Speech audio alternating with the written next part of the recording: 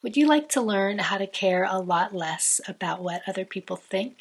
If the answer is yes, I have 7 great insights that helped me, a lifelong people pleaser, change my ways. Now, caring what people think obviously makes sense in some contexts. Like if you're a child and you are dependent on your caregivers or your parents to survive, of course you're going to care what they think.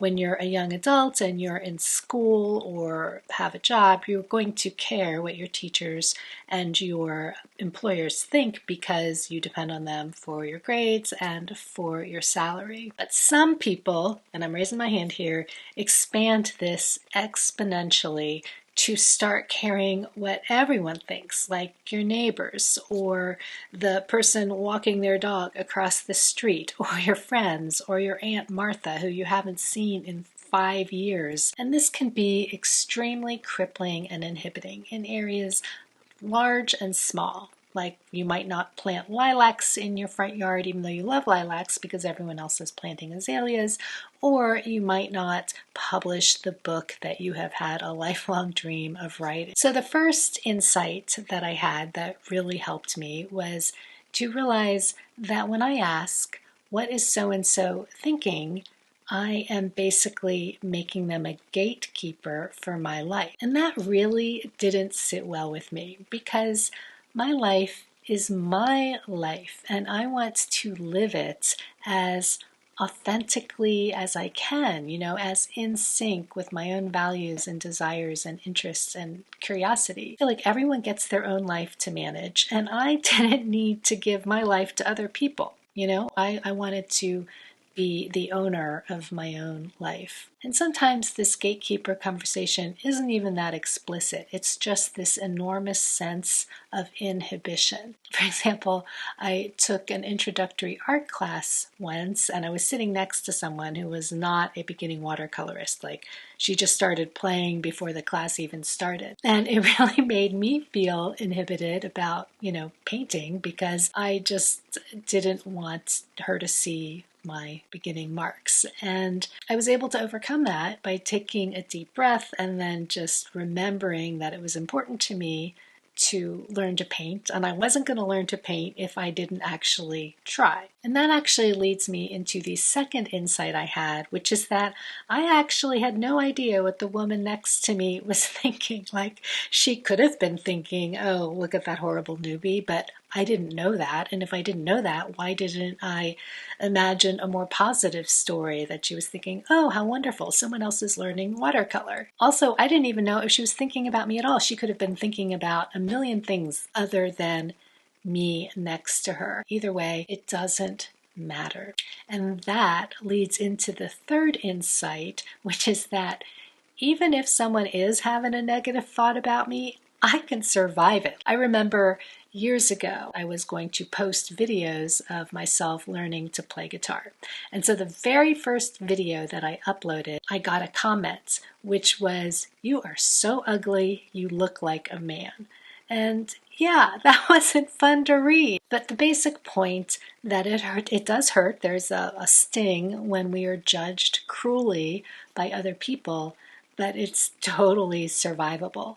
And even when we do something that legitimately deserves negative feedback, like maybe we turn in a report late to our boss, or maybe we, get in a car accident that's partly our fault, the negative feedback can be a growth experience, like an opportunity to learn and to grow and to improve and to also practice being resilient, like moving through it and getting to the other side. The fourth insight that really helped me is that it's actually impossible to please everyone. We're an incredibly diverse world filled with millions and billions of people who have incredibly diverse life experiences that shape the way they view the world. Some people, they're just going to disagree. They're going to disapprove. And it's just the way it is, and it's okay. I knew this on an intellectual level, but I didn't really fully absorb it until I saw a movie called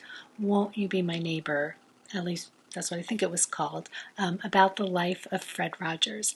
And I loved the movie and I loved the man. I mean, I thought Fred Rogers was amazing, and just his compassionate view of the world, the way he tried to lift up children and remind everyone that we're worthy. And he had angry protesters at his funeral. I mean, to me, that was just astonishing. It just really hammered home how impossible universal approval is. And if that's going to be my goal, then I might as well be out there tilting at windmills. So the fifth insight is how it's pretty astonishing that we are here now, that we exist in our bodies and that we have consciousness, whether that is God-given or chemical reactions in our brains. And the fact that atoms in our body used to be inside of stars billions of years ago, I think that's pretty astonishing. And I just don't want to squander the freedom that I have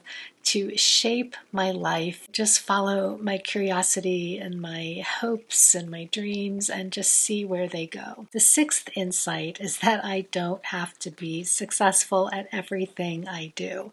And I actually have another video on perfectionism if you're interested in that. Once I started to believe this, it was really, really helpful, because half the time my anxiety and worry about what people might think was tied to the idea that they might see me do something badly and that somehow that would be unbearable. I really like this quote by Theodore Roosevelt that Brene Brown often shares. It's the idea that the critic is not the one who deserves the credit. It's the man in the arena who's actually trying and doing different things. And that really makes a lot of sense to me. Being out there and trying and allowing myself to be a beginner and to make mistakes and to be a little messy, having confidence and trust in myself that I will grow and improve, or maybe I'll shift gears and it's all okay. And the final insight, number 7, is to be patient, because